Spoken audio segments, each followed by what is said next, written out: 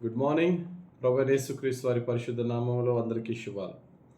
ఈరోజు మన అనుదిన ఆత్మీయ ఆహారంగా పౌలు భక్తుడు రోమీయులకు రాసిన పత్రిక 5వ అధ్యాయం 21వ వచనం.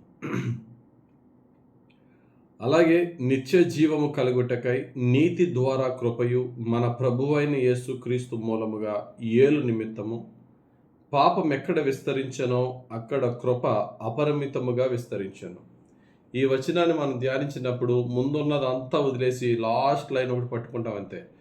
పాపం ఎక్కడ విస్తరించానో కృప అపరిమితముగా విస్తరించాను. పాపి మీద దేవుని కృప హెచ్చుగా ఉంటుంది అనేది మనం తీసుకుంటూ ఉంటాం. ఈ వచనాన్ని అర్థం చేసుకునే విధానం ఏంటంటే, ఒక పాపి మీద కృప ఎప్పుడు వస్తుంది అంటే, అతడు పాపి కాబట్టి దేవుని కృప అతని మీదకి వచ్చింది అనుకోవద్దు. అతడు పాపి నీతిమంతునిగా మార్చబడటానికి, నీతిమంతుడిగా మారడానికి అతడు చేయుచున్న ప్రయత్నాన్ని బట్టి, అతడు చేయుచున్న ప్రయత్నంలో దేవుడు ప్రోత్సహిస్తూ మనల్ని నడిపించేదే కృప. అందుకనే రోమీయులకు రాసిన పత్రిక 2వ అధ్యాయం 4వ వచనంలో దేవుని అనుగ్రహము మారు మనసు పొందుటకు ప్రేరేపించుచున్నదని ఎరుగక అనే మాట ఉంటుంది. కొందరు దేవుడు మనల్ని ఆయన కృపలో చల్లగా చూస్తున్నప్పుడు, నేను ఎన్ని పాపాలు చేసినా ప్రభు మాత్రం నన్ను చల్లగా చూస్తున్నాడండి కృపలో అని అనుకుంటూ ఉంటే, దేవుని కృప, దేవుని మంచితనము, దేవుని అనుగ్రహము అందులోంచి బయటికి రా, నువ్వు ఎంత పనికిమాలిన పాపం చేసినా నేను ఇంకా నీ మీద నా శిక్ష విధించకుండా నేను కరుణిస్తున్నాను అని నిన్ను ప్రోత్సహించి నిన్ను ఇంకా బయటికి రప్పించడానికి తప్ప అదే పాపం ఉండడానికి కాదు. ఇప్పుడు చదువుకున్న వాక్యంలో పాపం ఎక్కడ విస్తరించనో అక్కడ కృప అపరిమితముగా విస్తరించనంటే, పాపమున్న చోట అపరిమితంగా కృప ఉంటుందని కాదు. అక్కడ దానిపైన లైన్ మనం చూస్తే నీతి ద్వారా కృపయు అనే మాట ఉన్నది చూడండి. పాపి, కృప మధ్యలో ఏంటట? నీతి. అంటే ఏంటంటే, పాపి ఈ కృపను పొందుకోవాలంటే వయా నీతి అనే మాటను గుర్తుపెట్టుకోండి. నీతి ద్వారానే కృప పొందుకుంటాడు పాపి.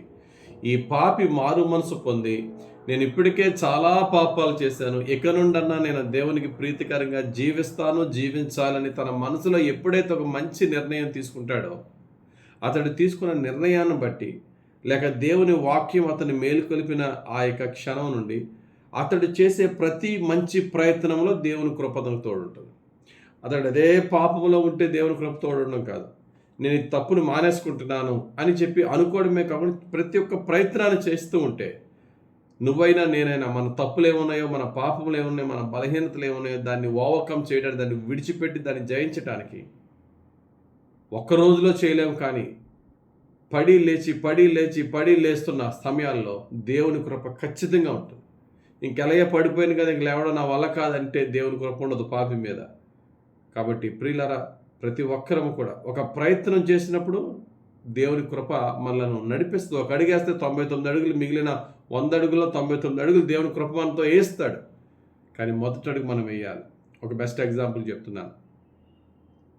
తప్పుపోయిన కుమారుడు తండ్రిని బాధపరిచి ఆస్తి తీసుకెళ్ళి వేశ్యలతో సర్వనాశనం చేసి, తినడానికి తిండి లేకుండా దౌర్భాగ్య స్థితిలో చాలా బాధలు పడ్డాడు.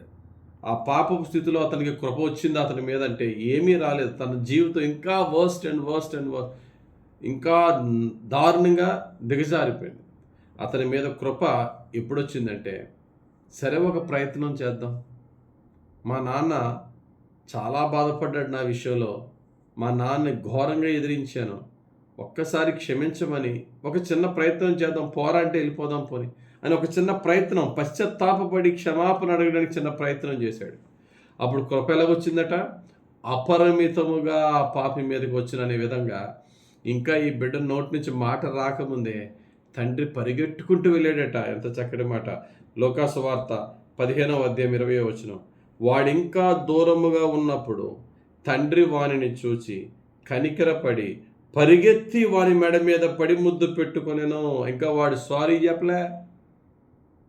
నీ కొడుగ్గా ఉండే అర్హత లేదు నాయన, నన్ను క్షమించు, కూలోడిలా పెట్టు ప్రభువా, నాయన అని అడుగుదామనుకున్న మాట చెప్పలే. కృప వాడిని చూసి పరిగెట్టుకుంటూ వచ్చింది. ఎందుకంటే వాడు కదిలాడు, వాడు ఒక ప్రయత్నం చేశాడు, వాడు మంచి మార్గంలో రావడానికి ప్రయత్నించినప్పుడు కృప మనల్ని నడిపించి దేవుడి యొక్క కృప హెచ్చుగా మనకు తోడుంటుంది. అందుకని అదే లోకాసువార్త 15వ అధ్యాయంలో 7వ వచనంలో ప్రభు అంటారు, అటువలే మారు మనసు అక్కరలేని 99 మంది నీతిమంతుల విషయంలో కలుగు సంతోషం కంటే మారు మనసు పొందు ఒక్క పాపి విషయమై పరలోకమందు ఎక్కువ సంతోషము కలుగును. పాపి విషయమై కాదు, మారు మనసు పొందు పాపి విషయమై. పాపి మీద దేవుని కృప కాదు, నీతిలోనికి నడవడానికి ప్రయత్నిస్తున్న పాపి మీద దేవుని కృప ఉంటుంది. కాబట్టి ప్రియులారా, దేవుని కృప హెచ్చుగా మనకు కావాలి అంటే మన పాపపు జీవితంలో నుండి నీతి మార్గంలోనికి వెళ్ళడానికి ప్రయత్నిద్దాం, ప్రార్థిద్దాం. ఎన్నిసార్లు పడిపోయినా మరలా ప్రయత్నిద్దాం. ఆ పాపం నుంచి కంప్లీట్గా బయటకు వచ్చేటకు దేవుని కృప మనకి ఎప్పుడు సహాయం చేయడానికి సిద్ధంగా ఉన్నాడు. కనుక దేవునికి ప్రీతికరంగా నడవడానికి ప్రయత్నిస్తూ ప్రభువుని అడిగి ఆయన కృపను పొందుకుని ప్రతి పాపంపై విజయాన్ని పొందుకుందాం. దేవుడు తన పరిశుద్ధ వాక్యం దీవించి నీతి ద్వారా కృపను పొందుకునే భాగ్యము పరిశుద్ధాత్ముడు మనకు అనుగ్రహించును గాక. ఆమెన్. పరిశుద్ధుడా, ప్రేమ కలిగిన తండ్రి, ఈరోజు మాకు ఇచ్చిన ఈ వాక్యం బట్టి స్తోత్రాలు. మేము ఘోర పాపులము, ఏమాత్రము సందేహం లేకుండా ఎన్నో పాపములు చేసిన వారము. నీ ఉచితమైన కృప, నీ వాక్యమును విని మారు మనసు పొంది నీతిగా మారటానికి నీ పాదముల యొద్దకు వచ్చిన ప్రతి వ్యక్తికి నీ కృపలో నీతిమంతునిగా మార్చుతున్నావు దేవా. ఇంకను దాగి ఉన్న పాపములు, ఇంకను మిగిలి ఉన్న పాపములను కూడా మేము జయించుటకు మేము చేస్తున్న మా ప్రార్థనను, మా ప్రయత్నాన్ని ఫలింపచేసి నీ కృపతో మమ్మల్ని విజయవంతులుగా చేయమని, నీ కృపలో మమ్మల్ని రక్షించి కాపాడి దీవించి పాలించమని యేసుక్రీస్తు వారి పరిశుద్ధ నామములోనే ప్రార్థిస్తూ నీ పాదాలకు మమ్మల్ని అప్పగించి వేడుకొంచున్నాం మా పరమ తండ్రి. ఆమెన్. తండ్రి యొక్కయు, కుమారుని యొక్కయు, పరిశుద్ధాత్మ దేవుని అభిషేకం హెచ్చుగా మనల్ని నడిపించి పాపులమైన మనలను నీతి ద్వారా ఆయన కృపను బట్టి రక్షించి దీవించునుగాక. Amen. God bless you. Have a very blessed day.